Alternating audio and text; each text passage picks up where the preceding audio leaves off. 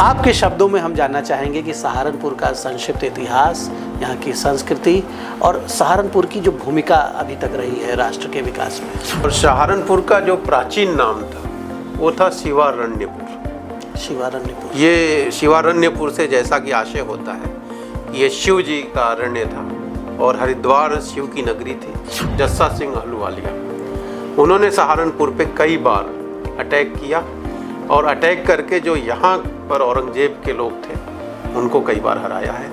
और मराठों ने भी सहारनपुर पे कई बार जो है नजीब-उद-दौला को खदेड़ा है। यहाँ से एक्सपोर्ट है लकड़ियों का, यहाँ से लकड़ियों की सामग्री का विश्व के बाज़ार में उसको और अधिक प्रबल स्थान मिले और यहाँ के जो हमारे शिल्पकार हैं उन्हें और अच्छी कीमत है। आप चूँकि इस पूरे मंडल के संरक्षक हैं तो शामली जो है जनपदों के रूप में सबसे युवा। मैं शामली के बारे में सिर्फ यह कहूँगा कि शामली जो है भविष्य का एक नया नोएडा होगा। सहारनपुर मंडल उत्तर प्रदेश का एक विशेष क्षेत्र है जो कि उत्तराखंड की सीमाओं के निकट है। गंगा और यमुना दोनों नदियों की कृपा इस क्षेत्र को मिलती है और बड़ा ही प्राचीन पौराणिक क्षेत्र है। माँ शाकुंभरी का यहाँ पर एक प्राचीन मंदिर भी है, तमाम पुराने मंदिर हैं और ये पूरा क्षेत्र जो है अपने आप में एक समृद्ध इतिहास और संस्कृति को समेटे हुए है। वर्तमान में सहारनपुर क्षेत्र किस तरह से देश और प्रदेश के विकास में योगदान दे रहा है और इस क्षेत्र को लेकर सरकार की क्या प्राथमिकताएं हैं, इन सारे विषयों पर बात करने के लिए हमारे साथ इस समय सहारनपुर के मंडलायुक्त श्री अटल राय जी मौजूद हैं। हम उनका स्वागत करते हैं इस कार्यक्रम में। बहुत बहुत स्वागत सर आपका। थैंक यू, नमस्कार। कमिश्नर साहब, सहारनपुर मंडल, पहले तो मैं चाहूँगा कि जितना लोगों ने पढ़ा है सहारनपुर के बारे में या लोग इंटरनेट से जानते हैं आजकल के युवा, आपकी दृष्टि में, चूँकि आपकी इतिहास में बड़ी रुचि रहती है और इतिहास और संस्कृति का भी आप अध्ययन करते हैं, आपके शब्दों में हम जानना चाहेंगे कि सहारनपुर का संक्षिप्त इतिहास, यहाँ की संस्कृति और सहारनपुर की जो भूमिका अभी तक रही है राष्ट्र के विकास में। सहारनपुर मंडल में 3 जनपद आते हैं, सहारनपुर, मुजफ्फरनगर और शामली। और सहारनपुर का जो प्राचीन नाम था वो था शिवारण्यपुर। शिवारण्यपुर, ये शिवारण्यपुर से जैसा कि आशय होता है, ये शिव जी का अरण्य था और हरिद्वार शिव की नगरी थी।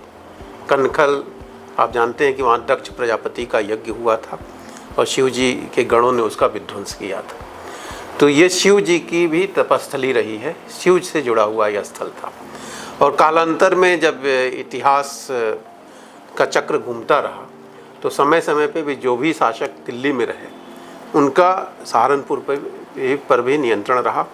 और बाद में जो है जब सिख धर्मगुरु जो थे, सिख गुरु गोविंद सिंह और उनके शिष्यों ने, विशेष रूप से जस्सा सिंह अहलूवालिया, उन्होंने सहारनपुर पे कई बार अटैक किया और अटैक करके जो यहाँ पर औरंगजेब के लोग थे उनको कई बार हराया है।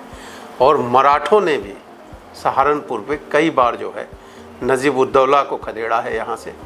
और सहारनपुर में जो यहाँ के प्रसिद्ध शिव मंदिर हैं वो मराठों द्वारा स्थापित किए गए हैं। तो सहारनपुर का जो है एक इतिहास है और आप ये गंगा और यमुना के दोआब के बीच है। और सहारनपुर मशहूर है अपने लकड़ी के दस्तकारी के लिए। काष्ठ कला जो है सहारनपुर की विश्वविख्यात है। और जम्मू कश्मीर से कहा जाता है कि कश्मीर से जो है सबसे पहले यहाँ पर जो है लकड़ी के कारीगर कश्मीर से आए थे, यह हुनर वहाँ से आया था। और बाद में सहारनपुर ने अपना एक विशिष्ट छाप जो है इस पे छोड़ी है। और सहारनपुर का जो दूसरा ODOP है काष्ठ कला के अलावा, वो यहाँ पर जो है वो होजरी का भी ODOP जो है वर्तमान सरकार ने घोषित किया है। ये 2 मुख्य जो है यहाँ पर पेशे हैं। सर, आपने यहाँ के इतिहास की एक ऐसी झलक दिखाई जो मुझे लगता है कि जिससे बहुत से लोग, अधिकांश लोग अनभिज्ञ रहे होंगे। भगवान शिव से जुड़ा रहा है सहारनपुर का इतिहास और मुझे लगता है ये जानकारी इंटरनेट पे भी उपलब्ध नहीं है। इंटरनेट पे जो डेटा, जो जानकारी मिलती है वो बड़ा कंफ्यूज करने वाली मिलती है। तो सहारनपुर की जो समृद्ध इतिहास आपने बताया, उससे जुड़ी जो धरोहरें हैं यहाँ पर, प्राचीन मंदिर या भगवान शिव से जुड़े जो भी उस तरह के चिन्ह आज उपलब्ध हैं मंदिरों के रूप में, भवनों के रूप में, तो सहारनपुर में क्या इस प्रकार से कुछ प्रयास किया जा रहा है कि हम उस इतिहास को वर्तमान पीढ़ी के सामने रखने की कोशिश कर सकें? सहारनपुर का सबसे प्रसिद्ध तीर्थ जो है वो माता शाकंभरी का मंदिर है, और माता शाकंभरी के मंदिर, वर्तमान मंदिर जो है कम से कम 300-400 वर्ष प्राचीन है। और वर्तमान प्रदेश सरकार, विशेष रूप से हमारे माननीय मुख्यमंत्री जी की विशेष कृपा है उस स्थल पे, और उन्होंने उस स्थल के विकास के लिए, एक तो आप जानते हैं कि वो बिल्कुल नदी के किनारे है, और बरसात के ऋतु में अचानक पानी आने से तीर्थयात्रियों को, श्रद्धालुओं को मंदिर तक पहुंचने में समस्या होती है। तो एक ब्रिज का निर्माण हो रहा है। इसके अतिरिक्त वहाँ पे टूरिस्ट फैसिलिटेशन सेंटर बन रहा है, और तीर्थयात्रियों के लिए जो है पैदल मार्ग बन रहा है, जिस पे पथ प्रकाश की भी व्यवस्था की जा रही है। रास्ते में म्यूरल और लैंडस्केपिंग भी हो रही है, और एक बहुत ही सुंदर गेट भी बनाया जा रहा है। और तीर्थयात्रियों के लिए वहाँ पर जो है वाहन पार्किंग की भी अच्छी व्यवस्था की जा रही है। और इसके अलावा एक राही पर्यटक गृह भी बनाने की बात हो रही है, उसके लिए भूमि का चयन किया जा रहा है, और एक ओपन एयर थिएटर भी बनाया जा रहा है। तो शाकंभरी तीर्थ स्थल का जो है, शाकंभरी देवी मंदिर के पास वर्तमान प्रदेश सरकार की पूरी जो है वहाँ पर उसके विकास के लिए एक योजना है, और इस पे एक अच्छा विकास किया जा रहा है। आपने बताया कि काष्ठ कला जो है यहाँ की, और जिस तरह से हम देख रहे हैं सहारनपुर की, जो यहाँ पर जिस प्रकार से मुरादाबाद को पीतल नगरी कहा जाता है, उसी तरह सहारनपुर में लकड़ी का जो काम है उसकी प्रशंसा पूरे विश्व में, भारत में विशेष रूप से पूरे विश्व में होती है। और फर्नीचर हो या फिर सजावटी वस्तुएं हैं, तो इसको हम वैश्विक पटल पर और अधिक कैसे इसको सशक्त कर सकें कि हमारे जो एक्सपोर्ट है लकड़ियों का, यहाँ से लकड़ियों की सामग्री का विश्व के बाज़ार में उसको और अधिक प्रबल स्थान मिले, और यहाँ के जो हमारे शिल्पकार हैं उन्हें और अच्छी कीमत मिले, और एक वैकल्पिक रोज़गार इससे खड़ा हो। ये बहुत अच्छा प्रश्न आपने किया है। देखिए, जब हम किसी उद्योग को हम उसको विश्व स्तरीय बनाना चाहते हैं, तो हमें यह देखना पड़ेगा कि जो हमारे परंपरागत तरीके हैं सिर्फ वही काफ़ी नहीं है। लोगों की मांग क्या है, यूरोप में, अमेरिका में या दूसरे देशों में किस प्रकार के फर्नीचर या सजावटी वस्तुएं वो चाहते हैं, ट्रेंड क्या है। तो अकॉर्डिंग टू देयर नीड्स, जैसी वो अपेक्षा करते हैं वैसे हमें ढलना पड़ेगा, वैसे हमारे कारीगरों को भी उस तरह की चीज़ों को बनाना पड़ेगा। कई हमारे यहाँ एक्सपोर्टर हैं और वो अच्छा काम भी कर रहे हैं, लेकिन इसके लिए अभी यहाँ पर जो है एक कॉमन फैसिलिटी सेंटर भी दिया गया है, जो उद्योग नीति है हमारी, जिसमें काष्ठ कला में जो लकड़ी की सीजनिंग होती है, जो कलरिंग होती है, उसके लिए सबको, जैसे कि जो गरीब कारीगर है उसको भी वहाँ पर एक फैसिलिटी मिले, क्योंकि हर आदमी उतने बड़े संयंत्र को बना नहीं सकता है। तो वो सबके लिए कॉमन फैसिलिटी सेंटर है, वो सब लोग उसका प्रयोग करेंगे और यूजर चार्जेस देंगे। और ज़रूरत यह है कि काष्ठ कला के जो स्थल हैं यहाँ पर या जो बाज़ार है उसको भी हमें एक नई जगह शिफ्ट करके जहाँ पर शोकेसिंग हो सके। ये युग की आवश्यकता है। मैं समझता हूँ कि चूँकि ऑनलाइन मार्केट इस समय पूरी दुनिया में सबसे ज़्यादा पसंद किया जा रहा है, लोग अपने घरों में ही बैठे बैठे सामान मंगाना चाहते हैं जी। और इंटरनेट पे और उनके मोबाइल में सारे सामान दिख रहे हैं, और एक क्लिक पे, एक ऑर्डर पे सीधे सामान उनको होम डिलीवरी हो जा रही है। तो मुझे लगता है कि चूँकि युग की आवश्यकता है तो सबको जो है इसके अनुकूल बनना पड़ेगा। ये जो 3 जनपद हैं इस मंडल के, यहाँ पर industrial area, dedicated industrial areas भी हैं या विकसित हो रहे हैं? हाँ, एक तो यहाँ पर इंडस्ट्री डिपार्टमेंट का पुराना इंडस्ट्रियल एरिया है, उसके अलावा यूपी सीडा का भी इंडस्ट्रियल एरिया है, और मुजफ्फरनगर शामली भी अच्छे इंडस्ट्रीज़ हैं। बल्कि मुजफ्फरनगर मैं समझता हूँ कि सहारनपुर से ज़्यादा बड़ा इंडस्ट्रियल एरिया है, और शामली में भी कुछ बहुत अच्छे यूनिट हैं। और शामली तो, और इस एरिया के लिए मैं सबसे जो महत्वपूर्ण चीज़ है वो ये है कि यहाँ पर जो इंफ्रास्ट्रक्चरल डेवलपमेंट है वो अद्भुत है। सड़कों का और हाईवेज़ का जाल बिछ गया है। सहारनपुर मंडल का जो है लोकेशन जो है वो आपके 3 राज्यों से बहुत पास में है। एक तो उत्तराखंड हमारी सीमा बनाती है, हिमाचल भी कुछ सीमा हमारी बनाती है, और हरियाणा हमारी सीमा बनाती है। और राष्ट्रीय राजधानी क्षेत्र में मुजफ्फरनगर और शामली आते हैं, तो दिल्ली भी हमसे बहुत दूर नहीं है। और नए हाईवेज बनने से कनेक्टिविटी इतनी अच्छी हो गई है, ट्रेन रूट से जुड़ा हुआ है, और सरसावा में जो है सिविल टर्मिनल बन गया है। तो हम जो है हर तरह से बहुत अच्छी कनेक्टिविटी से जुड़े हुए हैं, और ये भविष्य में सहारनपुर मंडल को ये जो है बड़ा लाभकारी सिद्ध होगा। और मैं समझता हूँ कि उद्योग धंधों के लिए बिल्कुल आदर्श वातावरण है, इन्वेस्टमेंट के लिए आदर्श वातावरण है। और अब आवश्यकता यहाँ पर मैं जो महसूस करता हूँ, कृषि उपज पर आधारित उद्योगों की, क्योंकि कृषि प्रधान है, और कृषि अवशेष जो है, जो खेती के बाद जो चीज़ें बचती हैं जिसे हम कूड़ा समझते हैं, उस पर आधारित उद्योगों की ज़रूरत है। जैसे CBG प्लांट है, CNG प्लांट है, इन चीज़ों की भी यहाँ पर काफ़ी संभावनाएं हैं। तो क्या ऐसे बड़े उद्योगपतियों से बात हो रही है, रिलायंस या और जो बड़े प्लेयर्स हैं, कि जब यहाँ पर एग्रीकल्चर वेस्ट आपके पास पर्याप्त है तो ऐसे प्लांट्स यहाँ पर लगाए जाएं, एंकरेज किया जाए, उनको बुलाया जाए? अब जैसे कि यहाँ पे मैंने देखा कि किसान जो है अपने खेतों के चारों ओर पॉपुलर के वृक्ष लगाते हैं, और ये सारा पॉपुलर जो था पहले हरियाणा यमुनानगर को जा रहा था, अब भी जाता है। लेकिन मुख्य सचिव महोदय यहाँ आए और उन्होंने बैठकें की यहाँ के उद्यमियों से, और मुजफ्फरनगर में और सहारनपुर में अब बिनियर और जो है प्लाईवुड की फैक्ट्रियों की और लोगों का रुझान बढ़ा है। तो और कृषि उपज पर आधारित जो CNG प्लांट है, मुजफ्फरनगर में ऐसे प्लांट हैं, पर अभी भी संभावनाएं काफ़ी। एथेनॉल प्लांट भी लग रहे हैं, एथेनॉल प्लांट भी है। शुगर इंडस्ट्रीज़ के लिए एथेनॉल प्लांट अगर उसके साथ है, मैं समझता हूँ कि शुगर इंडस्ट्री कभी घाटे में नहीं हो सकती।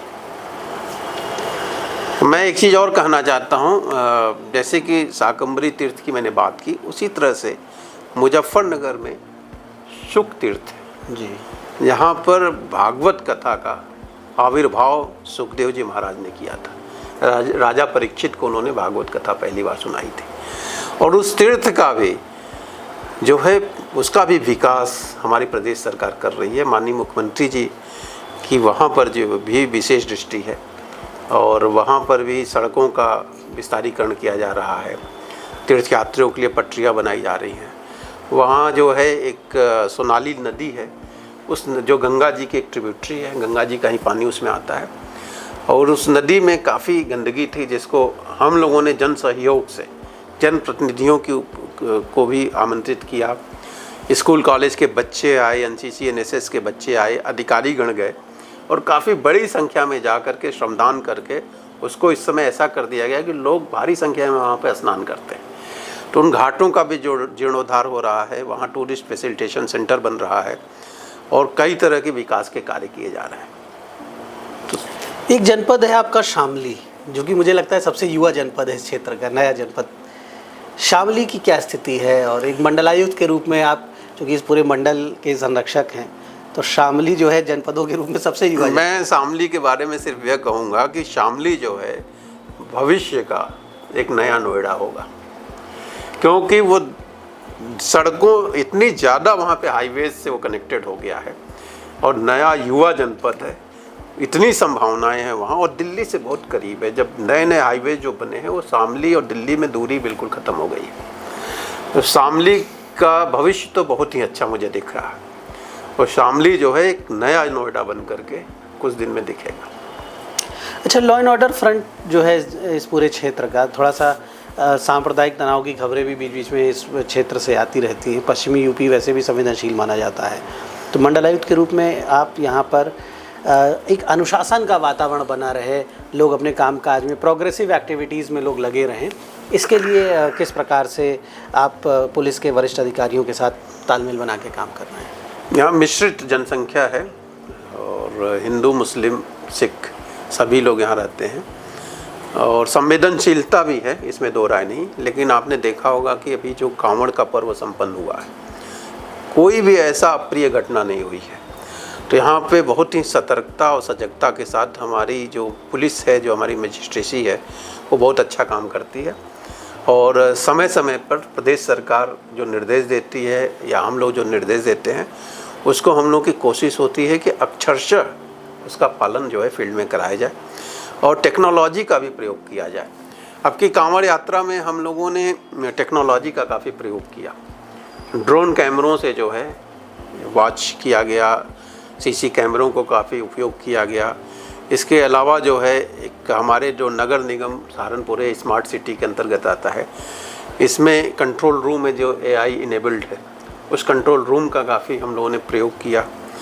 और एक QR कोड हम लोगों ने बनाया था। QR कोड से कोई भी कांवड़िया, कोई भी तीर्थयात्री जो है QR कोड जब स्कैन करता था तो उसे पता लग जाता था कि कितनी दूर शौचालय है, कितनी दूर थाना है, कितनी दूर उससे जो है कहाँ कहाँ पर एम्बुलेंसेज हैं, चिकित्सा की सुविधाएं हैं, कांवड़ के शिविर कहाँ हैं, तो उसका वो पूरी तरह से प्रयोग करता था।